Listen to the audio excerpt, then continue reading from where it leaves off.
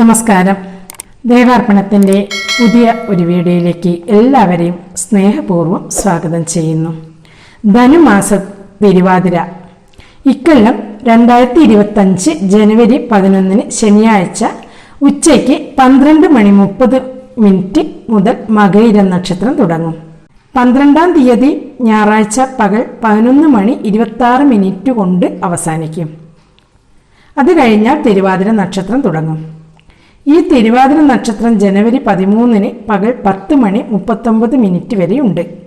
അതുകൊണ്ട് ആർദ്ര ജാഗരണം എന്ന തിരുവാതിര ഉറക്കമിളയ്ക്കലും പാതിരാപ്പൂ ചൂടൽ ചടങ്ങുകളും ജനുവരി 12 രാത്രിയാണ് നടത്തേണ്ടത്.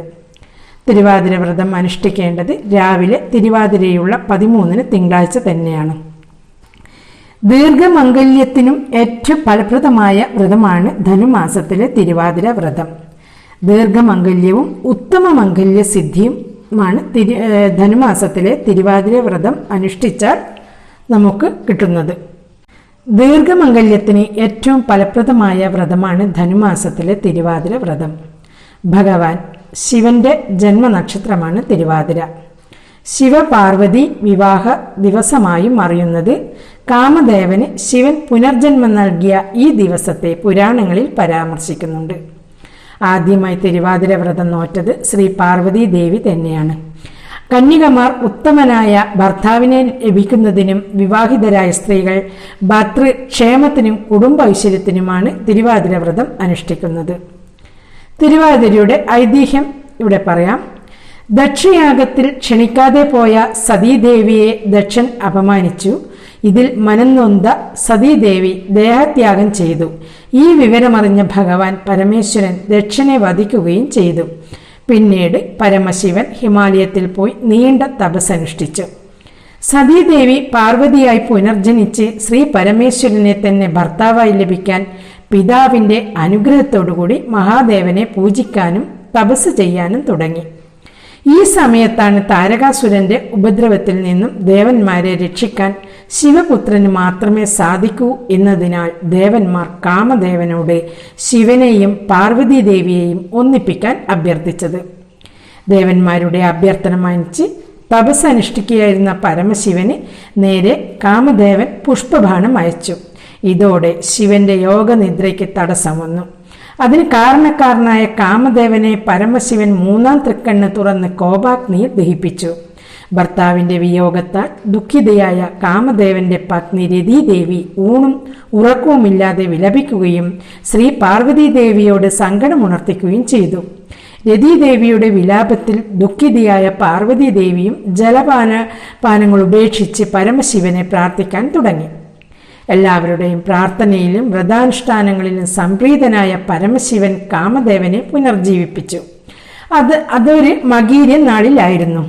തുടർന്ന് അദ്ദേഹം പാർവതി ദേവിയിൽ അനുരക്തനാവുകയും ദേവിയെ പത്നിയെ സ്വീകരിക്കുകയും ചെയ്തു. വിവാഹത്തിൽ പാർവതി ദേവി ആനന്ദിച്ചതിന്റെ ഓർമ്മക്കായാണ് മകീര്യവും തിരുവാതിരയും ചേർന്ന നാളിൽ തിരുവാതിര വ്രതം ആഘോഷിക്കുന്നത് എന്നാണ് ഐതിഹ്യം. തിരുവാതിര നാളിലെ വ്രതം ഇഷ്ടവിവാഹത്തിനും ഉത്തമ ദാമ്പത്യത്തിനുമായാണ് ആചരിക്കുന്നത്. മകീരി നാളിലെ വ്രതം മക്കളുടെ ഐശ്വര്യത്തിനും പുണർദം നാളിലെ വ്രതം സഹോദരങ്ങൾക്ക് വേണ്ടിയുമാണ് ആചരിക്കുന്നത്. തിരുവാതിര നോയമ്പിൽ അരിയാഹാരം ഉപയോഗിക്കാൻ പാടില്ല. ചേന, ചേമ്പ്, കൂർക്ക, നനക്കിഴങ്ങ്, ചെറുചേമ്പ്, ചെറുക്കിഴങ്ങ്, മധുരക്കിഴങ്ങ്, നേന്ത്രക്കായ എന്നിവ കനലിൽ ചുട്ട് പ്രത്യേകമായി തയ്യാറാക്കുന്ന നിവേദ്യ പ്രസാദം അന്ന് ദിവസം കഴിക്കണമെന്നാണ് പറയുക. ഈ നിവേദ്യത്തിനാണ് എട്ടടങ്ങാടി എന്ന് പറയുന്നത്. മകയിര നക്ഷത്ര ദിവസം സന്ധ്യാസമയം വരുന്ന സമയത്താണ് എട്ടങ്ങാടി നിവേദിക്കുന്നത്. ഗണപതി, പാർവതി, പരമശിവൻ എന്നീ ദേവതകൾക്ക് എട്ടങ്ങാടി നിവേദിക്കണം. ഗോതമ്പ്, കൂവ കുറുക്കിയത് മുതലായവയ്ക്ക് കഴിക്കാവുന്നതാണ്. നേന്ത്രക്കായയും കിഴങ്ങുകളും വൻപയറുമെല്ലാം ചേർത്ത് തയ്യാറാക്കുന്ന തിരുവാതിര പുഴുക്കും വിശേഷമാണ്. തിരുവാതിരയിൽ ജപിക്കേണ്ട മന്ത്രങ്ങളെ പറ്റി പറയാം. തിരുവാതിര വ്രതം അനുഷ്ഠിക്കുന്ന വിവാഹിതരായ സ്ത്രീകൾ ഓം ശിവശക്തിക്യ രൂപിണ്യേ നമ എന്ന മന്ത്രം 108 ജപിക്കുന്നത് ദാമ്പത്യ ക്ലേശങ്ങൾ അകലാനും ഒരുമയ്ക്കും കുടുംബഭദ്രയ്ക്കും വളരെ നല്ലതാണ്. മന്ത്രം ഒന്നും കൂടി പറയാം.